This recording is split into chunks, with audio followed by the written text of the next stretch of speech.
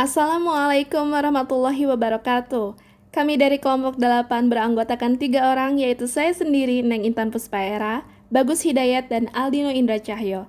Ingin berbagi kisah sukses pengusaha Indonesia, Ibu Nurhayati Subakat, yang merupakan CEO PT Paragon yang bergerak dalam bidang kecantikan, dengan produk yang sangat terkenal di Indonesia, yaitu Wardah. Berikut kisahnya. Berawal dari jurusan apoteker ITB, beliau lahir di kota Padang Panjang, Sumatera Barat pada tahun 1950 tanggal 27 Juli. Sejak kecil Nurhayati Subakat merupakan pribadi yang cerdas, terbukti beliau berhasil diterima di ITB pada jurusan farmasi. Di kampus itu juga ia bertemu dengan lelaki yang kini menjadi suaminya, yaitu Subakat Hadi. Setelah menyelesaikan kuliahnya, beliau pulang ke kampung halamannya bekerja menjadi seorang apoteker di Rumah Sakit Kota Padang. Setelah lama bekerja di sana, Ibu Nurhayati Subakat kemudian pindah ke Jakarta dan bekerja di beberapa perusahaan kosmetik terkenal. Siapa sangka kalau salah satu penyebab beliau berwirausaha karena sering diprotes sang anak. Akhirnya pada tahun 1985 beliau mengawali usaha dengan membuka industri rumahan. Semula tenaga kerjanya hanya 1 orang, yaitu asisten rumah tangganya sendiri. Produk pertamanya adalah sampo dengan merek Putri. Membesarkan merek Putri itu dengan perjuangan dan kucuran keringat, Sampo Putri dipasarkan ke salon-salon yang berada di Jakarta. Secara pelan tapi pasti, sehingga produk Sampo Putri mulai diterima di kalangan masyarakat. Usaha rumahan ini berkembang pesat dan berhasil mendirikan pabrik sendiri dengan mengklaim nama perusahaan PT Pusaka Tradisi Ibu. 5 tahun di awal merintis bisnis, pabriknya hangus terbakar, sehingga usaha yang dirintis dari nol tiba-tiba saja menjadi arang. Beliau hendak menutup perusahaannya ketika usahanya mulai naik. Beliau memang membeli mobil box secara kredit pada saat itu.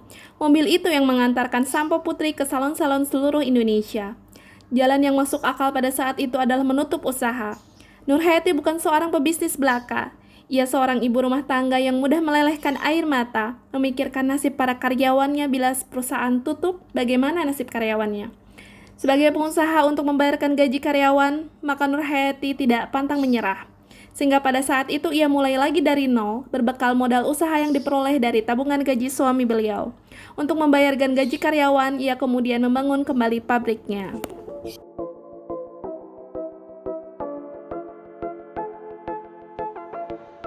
Di saat bisnisnya mulai kembali berjalan pada tahun 1995, Ibu Nurhayati melakukan suatu terobosan. Salah satu terobosan itu adalah masuk ke bisnis kosmetik dengan membuat brand bernama Wardah. Ia sangat jitu mendidik konsumen sebagai DNA bisnisnya, merekam apa yang diperlukan dunia di sekitarnya. Dari pergaulan sehari-hari, ia merasa bahwa ada kebutuhan di kalangan muslimah untuk tampil elegan, merias diri secara bebas tanpa harus cemas soal halal tidaknya sebuah produk. Produk kosmetik ini cepat diterima oleh kaum muslimah, terbukti dengan melihat penjualan produk tersebut dari tahun 1995 hingga tahun 2003 yang terus meningkat drastis. Dengan cepat Wardah menjadi salah satu pilihan produk kosmetik pilihan muslimah Indonesia. Distribusi produk Wardah pun tidak hanya sebatas nasional saja, tapi juga merambah ke internasional, yaitu Malaysia. Sejak 2 tahun terakhir, Wardah selalu mengalami growth di atas 30% per tahunnya. Padahal untuk ekonomi kita saja, growth per tahunnya tidak sampai 5%. Jadi merupakan prestasi yang membanggakan untuk pertumbuhan ekonomi. Hal itu dikarenakan tim Wardah selalu melakukan inovasi-inovasi seperti mengeluarkan produk baru. Mereka mengendorse sejumlah artis-artis ternama. Jangan heran Wardah menjadi perusahaan kosmetik nomor 1 di Indonesia.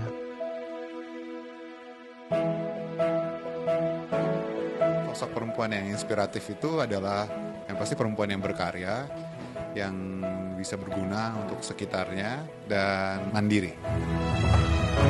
Selamat untuk Ibu Nur karena telah meraih honoris causa dari ITB luar biasa.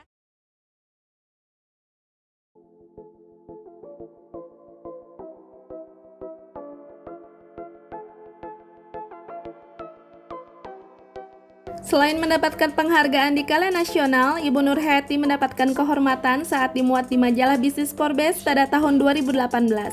Beliau membuktikan bahwa karya produk anak bangsa mampu bersaing di skala internasional khususnya Asia. Selain sudah menjadi perusahaan kosmetik nomor 1 di Indonesia, Wardah sudah mulai ekspansi di negeri tetangga yakni Malaysia. Untuk produk Wardah sendiri sebenarnya sudah mulai tersedia di berbagai negara walaupun dengan cara hand care. Hanya dijual perorangan, namun belum resmi dari Wardah. Sebut saja negara Belanda, Sydney, negara-negara Eropa, Amerika, bahkan sampai Timur Tengah. Saat ini Wardah masih sedang berusaha mengembangkan SDM di masing-masing negara tersebut. Siapa sangka pada saat itu, saat memulai usaha, omsetnya 2 juta per bulan. Namun saat ini sewaktu beliau mencobanya sendiri di bulan-bulan pertama setelah membentuk tim sales dan tim produksi, alhamdulillah penjualannya meningkat. Saat ditanya omset saat ini, beliau tidak bisa mengatakannya karena perusahaan tidak terbuka untuk hal ini. Namun saat ini setidaknya Wardah telah memiliki 11.000 karyawan di seluruh Indonesia dan memiliki 2 hektar pabrik yang merupakan salah satu pabrik lokal terbesar di Indonesia. Berikut adalah tips sukses ala Ibu Nur Hayati dalam membangun Wardah, yaitu 5P: Product, Price, Promotion, Place, dan pertolongan dari Allah. Dengan adanya 5P ini, beliau telah sukses membuat produknya sampai seperti sekarang. Jadi teman-teman, jika ingin memulai bisnis harus meyakini bahwa segala hal yang dikerjakan harus memulai dengan pertolongan Allah. Selanjutnya adalah membuat produk yang baik, harga yang sesuai, promosi, serta tempat yang baik. Banyak berkolaborasi dengan lembaga kemanusiaan sebagai langkah untuk berbagi dan bermanfaat untuk orang banyak. Beliau menambahkan, bagi PT Paragon bekerja sama dengan lembaga kemanusiaan, mendedikasikan perusahaan untuk dapat bermanfaat bagi orang banyak adalah sumber keberkahan. Maka tak perlu khawatir dengan berbagi dan bermanfaat untuk masyarakat banyak akan mengurangi harta kita, tetapi hal tersebut menjadi pintu keberkahan dan kelanggengan usaha. Semoga kisah ini dapat menginspirasi kita semua. Wassalamualaikum warahmatullahi wabarakatuh.